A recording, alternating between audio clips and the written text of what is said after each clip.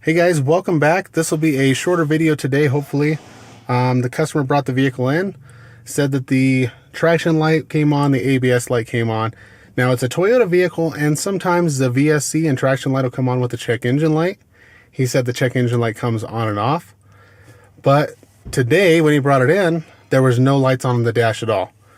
So in this situation, like say you go to look to buy a vehicle and there's no lights on the dash, how can you tell if there's a problem with the vehicle?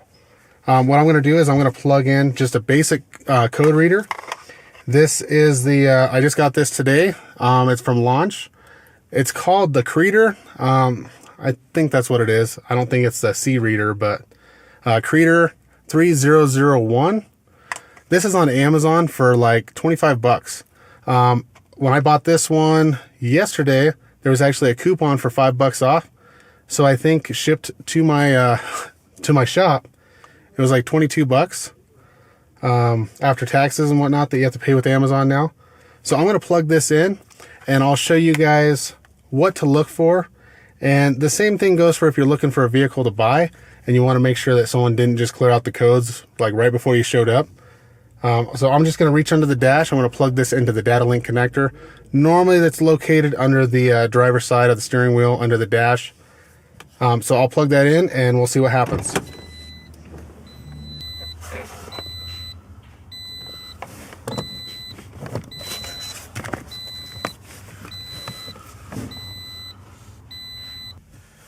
So what you're going to want to do is after this is plugged in, we're going to turn the key to the on position. The vehicle does not need to be running. So I am now in the on position. We're just going to go and hit diagnose. Now this is going to check several different protocols depending on the vehicle. So it may take a little bit. It may get it on the first try. It looks like this one is on the third try. This is a 2007 Toyota RAV4. Okay, so it says that there are no codes in the ECM. Readiness, okay. So 4 of the monitors have passed. Readiness, incomplete. There's 3 monitors that have not passed or are incomplete. And readiness that doesn't apply is 3. Data stream PIDs, what type of protocol. So a bunch of options. Let's go ahead and hit OK again. So it said no codes. Let's read codes anyways, just to see if there's something else it's not picking up on the quick scan. It says it has no codes. So we're going to check the readiness status and see what's completed and what hasn't completed. So we're going to go since the last time the codes were cleared. The DTC means diagnostic trouble codes. Misfire, ready, okay. Fuel, okay. CCM, I'm not sure what that abbreviation is. I'd have to look it up. My Snap-on scanner gives the full names. Catalyst is incomplete. EVAP incomplete and O2 sensors incomplete. Now the O2 sensor heaters have passed. But the O2 sensors, you normally have to do a couple drive cycles. EVAP systems require a drive cycle and then a cool down period. The catalyst requires a couple drive cycles. So this means that the codes have been cleared and the vehicle hasn't been driven that far or hasn't been driven under the correct conditions to pass those 3 monitors. So it's possible that this vehicle has a bad catalytic converter, EVAP system, or O2 sensors, and it has not run the test to be able to pass or fail it. That's why it says incomplete. So if you buy a vehicle that has incomplete monitors, either the codes were just cleared, the battery was replaced, something like that, but there could be underlying issues that aren't showing up right now. Now, I don't know if this Toyota will show it. Sometimes in the data stream, it'll show the distance since the last time the codes were cleared. So I'm just going to scroll through here real quick and see if this one has it. I don't think the Toyotas have it, but it may show it, it may not.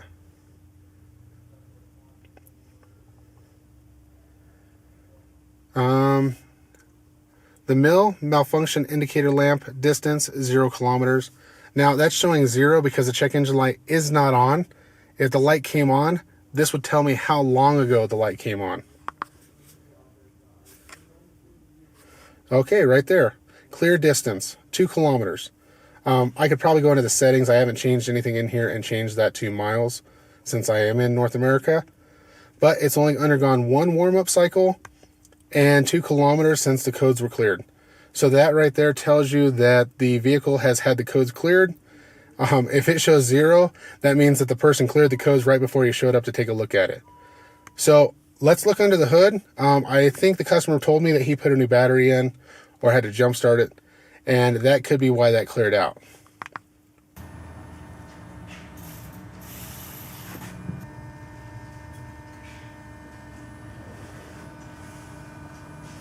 Okay, the battery is definitely the reason that the codes were cleared. It has a new battery in it. Now the cables look terrible, so I'm gonna have to take care of that.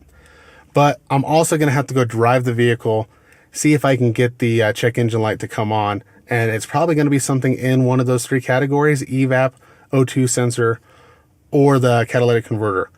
Now, one thing I can't do with this particular code reader is check all the other modules. Now, the ABS light was on last night after he did the battery or whatever it was, and this morning the light was off.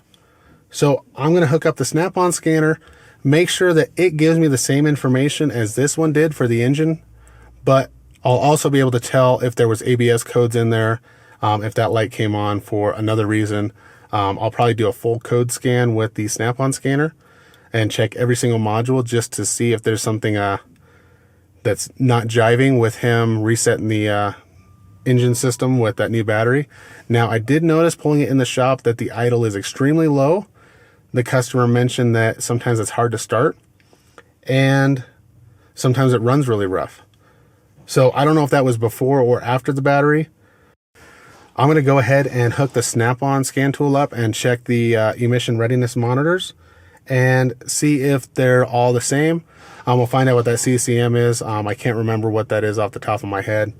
I'm kind of interested to see if the snap-on one will pick up specific manufacturer codes where the OBD2 code reader will not.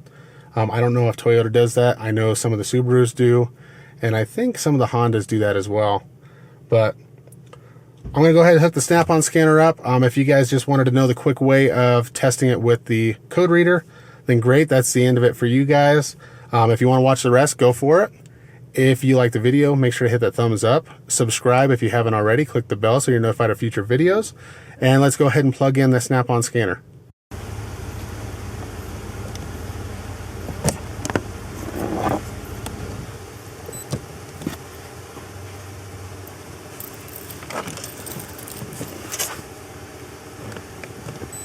This is the second or third vehicle this has done this to me on.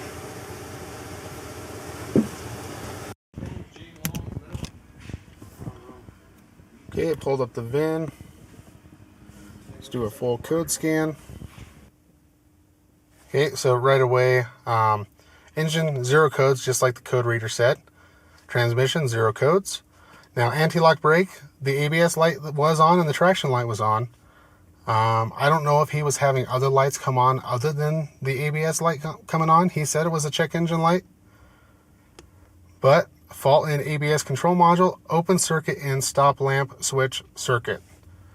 So that's why the ABS light's coming on.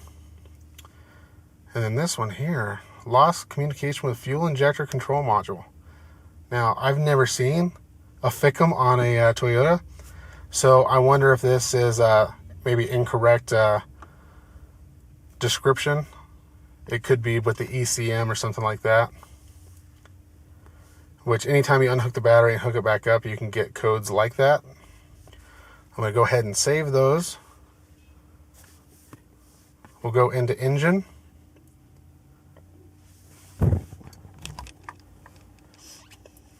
Generic functions.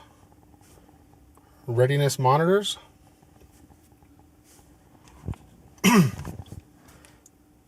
Since codes were cleared. Okay. So I don't know if that CCM was components I'm not sure what components they were testing, but fuel system pass, catalyst incomplete, evap incomplete. O2 sensor heater has completed.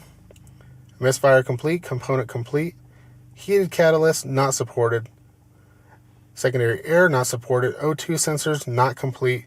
EGR not supported. This vehicle is not equipped with EGR or secondary air injection. So as far as generic code read and manufacturer codes, the Snap-on scanner did the same as the cheap launch scanner. But it didn't pick up the problem that this vehicle is currently having, which was in the ABS system.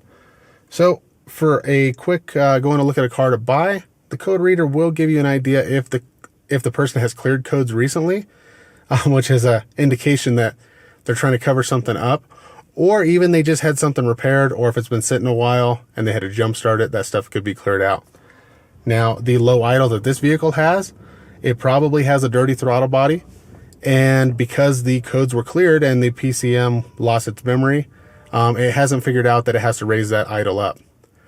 So thanks for watching. If you guys like the video, give it a thumbs up. If you want to see more videos like this, subscribe.